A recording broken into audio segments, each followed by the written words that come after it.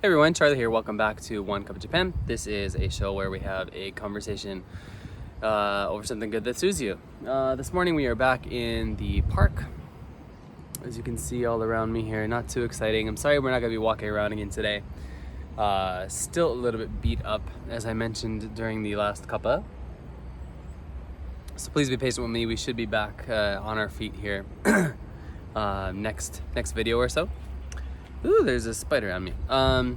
Today we are drinking Georgia Kaoru Black, right? Aromatic, smelly, fragrant black coffee. Nothing exciting about it. I hope you're all doing well. I had a really nice weekend last weekend. There's a place about 25 minutes from where I live that it's like a camping and like outdoor adventure kind of park area. It's called Tree Picnic Adventure Park Ikeda. It's in Ikeda town here in Fukui Prefecture. You can check out my Instagram if you want to see some pictures from that trip. What was really great about it was that, well, first there was the camping. And it was good just to be outside and like away from daily life for a little while. The really interesting kind of gimmick that they do there is that they have these tents that are like 4 meters off the ground. So you can go up there and sleep in a tent, and when the night is clear, you get a really, really beautiful view of the stars and the surrounding trees. All of the trees are cedar though, so during high pollen season, not the best place to go, but it was a lot of fun. We did some barbecue. You can invite our family up with us for the afternoon, and then my partner and I just had the evening to ourselves to do like a campfire. Just realized I just definitely picked my nose. We could just do a campfire, and we went to, there's an onsen that's really close by that's connected to the place, and there was like nobody there, so it was just, we could hang out and chill separately because it was not a mixed bath kind of thing, but a really, really great thing. So it's something I recommend to you if you come to Fukui, is to check out Tree Adventure Picnic Park Ikeda. All in katakana except for the Ikeda, which is pond, field in kanji.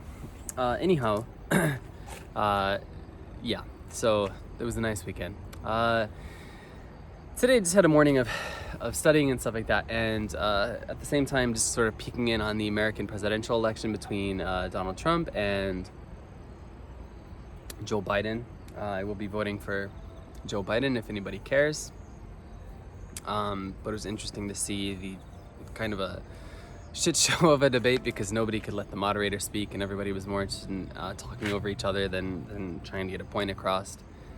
And I don't want to get into it too much, but it did get me thinking about something I've been wanting to talk about a little bit on this channel, is how sort of like political speech is viewed here, from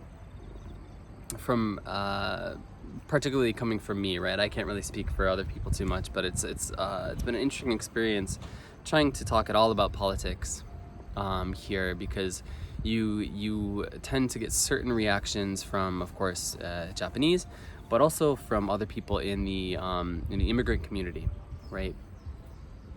Now, maybe it'll become as no surprise to you that I am I suppose what you would call liberal, not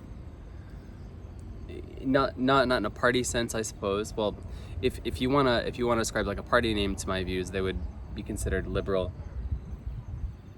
I suppose, right? I'm very pro right to choose. I'm very pro equal rights for everybody. I'm very pro what is the word? I can't think of the English word. I'm very pro like government overwatch of business and that kind of thing, pro environment, all that kind of stuff. So yeah, and because of that, right, I think a lot of times like people don't really understand what the political environment is here.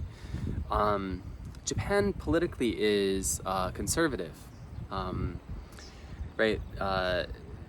It's weird to say because here in Japan, like women can get abortions and all that kind of thing without any fuss. It's like when it's talked about in conversation, it's just sort of like, it's just a normal part of life. It's just a normal part of something that happens that women choose to do for a variety of reasons. And but if you know anything about the the prime minister who just resigned, Shinzo Abe, like, you know, he was very pro sort of remilitarizing the country. Right, there are kind of very backward laws about foreign rights and that kind of thing. As far as the government itself, if you look at the makeup of the government, it is incredibly male, old male. The prime minister is always a man, an old guy, right? So without getting too much into it, again, it tends to be quite conservative, right? And so naturally that sort of that goes against my way of thinking in a lot of times, and you know. And it's just like any place else, just like any place, just like it would be back home, right? Where you'll find people who agree with the government, you'll find people who disagree with the government very much. And whereas back home, it's in the States, it's really, really common to talk about those things quite openly. And, you know, I can remember many a Sunday morning or early Sunday afternoon, sitting around the bonfire in my uncle's backyard, having very heated conversations about government and philosophy and all that kind of thing, because those things are intertwined, of course. But at the end of it, you know, we'd get pissed off at each other and just sort of shrug it off afterwards. But there's sort of a reticence to engage in that kind of thing with people here, because it sort of it can possibly upset the right, the harmony of things. People just kind of you know, just keep it to yourself and talk about it in private and that kind of thing. And so it's something I talk about quite a bit with my partner, very, very openly, and that's been great. But I should at least show you more than my face, I guess, if we can't walk around. And it's not to say that there's never open conversation about it. Like, I've talked about it with friends when we've been out drinking, and I've talked about it with, like, the master at the izakaya and that kind of thing. But generally the conversation tends to be limited to, like, okay, well, here's what I think, and then let's just sort of end it there. You know, people will occasionally get more heated about things. I can remember kind of a recent occasion where I was out just to get a beer and catch up at my favorite place, and there was a guy there who was already well into drinking, who had always sort of treated me quite nicely, to be honest. But this night, for whatever reason, well, from what I understand, maybe he had some trouble with keeping up the amount of hours he could work because of Corona. And, you know, anyway, so he had asked me about whether or not I was gonna be able to collect the $1,000 US, juman, that their government was paying out to all residents, as sort of like a stimulus package to make sure people were spending money and help prop up the economy during the whole COVID thing. Be nice if they did that again, now that we're so deep into it, but anyhow. And I replied, they yeah, of course, I receive it. And, you know, he was quite taken aback by this, and you know, like, he couldn't believe how stupid the government was giving money to foreigners and all that kind of stuff. So, you know, those kind of things, you'll hear that, right? And you will definitely hear, although most of the time people won't have the balls to say it to your face, but they will, you know, people are like, oh, well, you know, like, when this guy, I just wish he'd go home, the kind of thing. Or like, and there's also like the microaggressions that sort of come related to that conversation, right? But what I want to say is that, typically speaking, you will not hear anyone be so bold as that, right? To just come out and say something that's so forceful and so declarative of their own political leanings, right? Much more often people tend to be, in public about such things, a little bit more vague about their opinions. Maybe they'll give you some small indication, but they'll never be as blunt as I think an American person would be, in just saying, like, yeah, fuck Joe Biden or fuck Donald Trump, whatever the case may be. Typically, right? That's a generalization, so that's all I mean to say. But one thing that has never been said to me, That's never been said to me, at least by a Japanese person, when I've been complaining about the government, or complaining about something that particularly Prime Minister Abe was doing in regards to like security laws or something else like that. Is nobody ever said, well, if you don't like it, like fuck off, just go home. Maybe they were thinking it, but nobody's ever said that to me.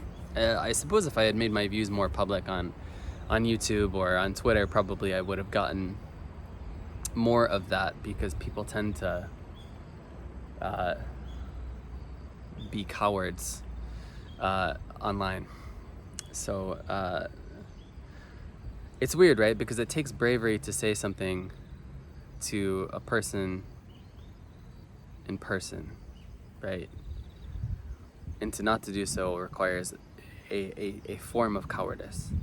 But then oppositely, it takes a greater form of cowardice to say something to somebody online when you're anonymous. But anyhow, but generally speaking, in the times that I have had those kind of political discussions, they have been usually pretty respectful. If they've been open conversations with friends and my partner, for example, they have been respectful. It's like, yeah, I get where you're coming from, here's where I'm coming from, and let's see if we can find a middle ground. They tend to be, again, only in my experience, less polarized. And what I have found to a major degree when talking with people who know me, I guess we can walk around a little bit. Oh God, old man. I guess what I have found is that there's an acceptance here that I have some right, at least with my friends. I can see the leaves are starting to turn.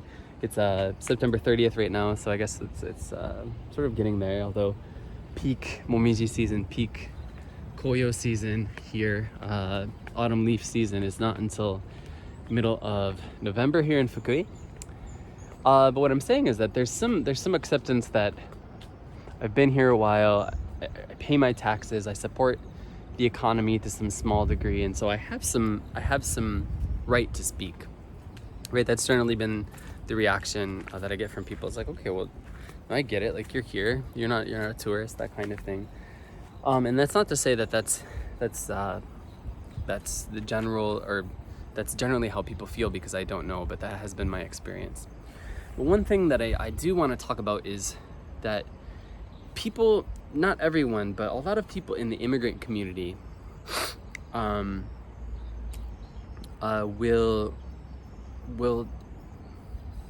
have, how can I say what I want to say?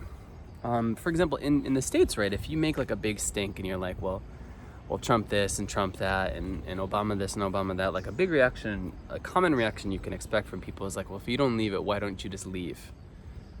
By the way, I did leave. By the way, I did leave, and I'm still complaining. Right,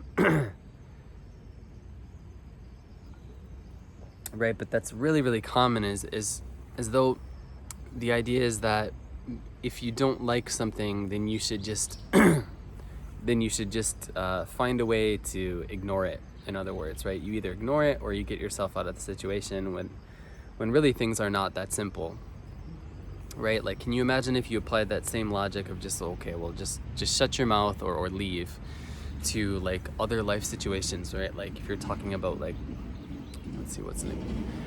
Like if you just think about, like, I don't know, paying like your credit card bill or something like that, right? And you're like, well, I really don't like that credit card bill. So, right, your options are either you ignore it or you just shut up and keep using the credit card. This is a really bad analogy, isn't it?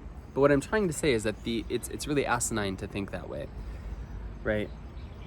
And in some ways, it's a lot like what people say about relationships, where like the healthier relationships are the relationships where people fight. And I don't mean beat the shit out of each other, and I don't mean like be verbally abusive or that kind of thing, but I mean like fight about, even just you know, you get on each other's nerves and you have a fight, because it's an indication that you give a shit. Right, it's an indication that you give a shit and your eyes are open, and you don't want to be anyway, that you want to remain in the relationship and take care of things, and whatever the case may be. Again, not always. There are situations which are toxic, which you should certainly get yourself out of, and all that kind of thing. But it's the same when it comes to living in a place, right? Like, the fact that you are thinking about things and you're griping about them is an indication that you care, right? And what always struck me as odd is that generally when people are complaining, it's because they come from a place of wanting to live in a better society, right from their own view. And somehow that is seen, particularly in the States, it seems like, as un-American to want to fix something that you see as wrong, which is really, really weird, because you would think that wanting to better something was an indication that you love something, right? And that therefore you love America and all that kind of shit. But I don't know. But all this gets me back to the point that I wanted to make about the reaction when you speak about politics or that kind of thing, from the immigrant community here, I suppose these people tend to be people who would probably call themselves expats versus immigrants. Konnichiwa. Is that you should just keep your mouth shut, because nothing's going to change, right? And because for those of you who don't know, if you live here in Japan, if you are not a citizen, then you are not allowed to vote in the elections, and there's some other rights that you may find limited as a resident, not as a citizen, if you're living your life with that status, right? So for example, I'm not allowed to vote in, actually today is local elections here in Sabai. They've been driving the fucking speaker cars around for weeks. Really annoying shit. But right, so I can't vote in those elections.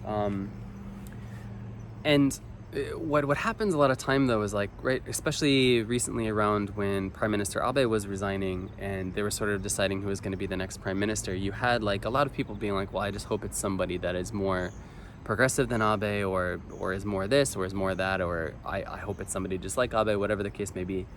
And you had a lot of people who were like going onto Twitter to be like, why doesn't the foreign community just shut the hell up, and because nothing you say is going to matter. And you get a lot of that reaction where you have people in the foreign community, right, in the immigrant community, wanting to silence other people within that community, because they think somehow, first of all, that because there will be you have no legal recourse to do anything with those feelings, that you shouldn't talk. That's number one. And there is also like a part of the community that feels as though if you speak out about these kind of things, that it's embarrassing to them, right? Like,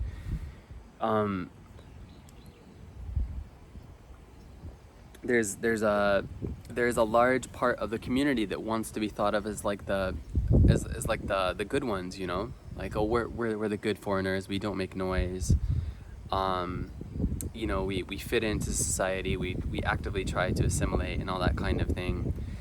And you know, as I've talked about before, it is a good thing for you to want to be a healthy, functioning member of society, and to want to assimilate to a degree so that you can get ahead personally and professionally. I've talked about that before. But there's a difference between that and just sort of being like a whatever man, or like a yes man kind of thing, where being like, I just don't care. Like, I just want to live here in peace and that kind of thing. And it seems I don't understand it, right? And to some degree it you know, in some sense it fits into a lot of what happens here, where people want to strip other people of their experiences that they've had, right? But in this case, it's not their experiences as much as it is their ability to make their feelings known, right? And I suppose you could say the same is true for people who want people to shut up about those feelings, right? They're just expressing themselves, which is true. But it just seems very, very strange. Like, the people you think would be silencing you or attempting to silence you are not the ones that are actually doing it. It tends to be people who you would think would have the same interest as you in sort of, for example, when it comes to the prime minister, in people, for example, having a prime minister that is more sensible, has sensible views about immigration, about sensible views like paths towards citizenship or resident rights, foreign resident rights, and all that kind of thing, right? That would seem to be something that everyone in the immigrant community would have a similar interest in, but lo and behold, that is not the case. So, and it's really frustrating. So I don't know. It's something I've noticed, particularly recently because of the Prime Minister thing, as I mentioned. And, it's sort of, I guess it's something I've been thinking about a lot about recently, is generally how people tend to kind of settle in here. Like, there tends to be like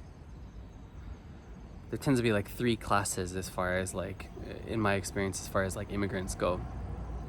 There's people who become completely disillusioned and hate everything about the country, and will spend every moment, like every single moment, like in public, kind of talking about how crappy it is, and how this part of Japan is so bad, and this part of Japan is so bad, and this part of Japan is so bad. And then you have the people in the middle who just want to just go about it and not kind of rock the boat one way or the other, right? And basically just want everybody to shut up and let them live. So because they have this fear that what everyone else does will immediately reflect poorly upon them. And then you have the people who are just like these these beaming rays of like sunlight, who just believe that everything that everything Japan does is just sort of like wonderful, right? It's like the weebism never wore off after moving here, kind of thing, or they drank the Kool-Aid after coming here, that kind of thing, right?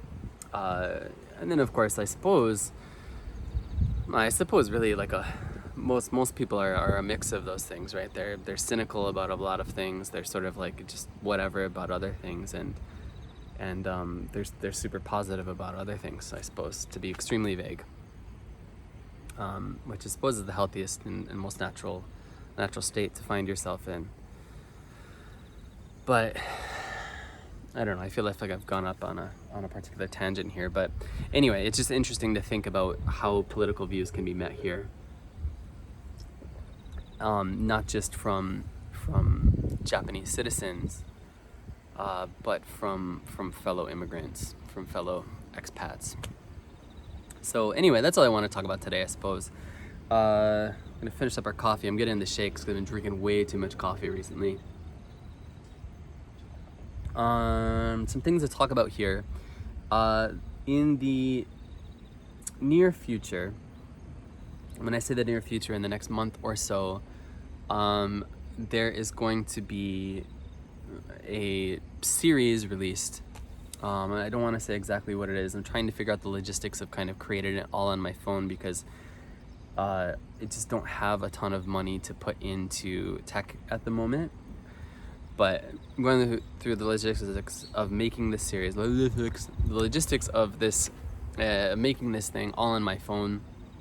And then it's just going to sort of be released at a random time. First, of course, on Patreon, and then publicly. But it's not going to be YouTube. It's not going to be YouTube. So, and it's not even going to be Japan related. It's going to be something that's completely not at all related to Japan or this community or anything like that. It's going to be something that's completely new as far as I'm concerned.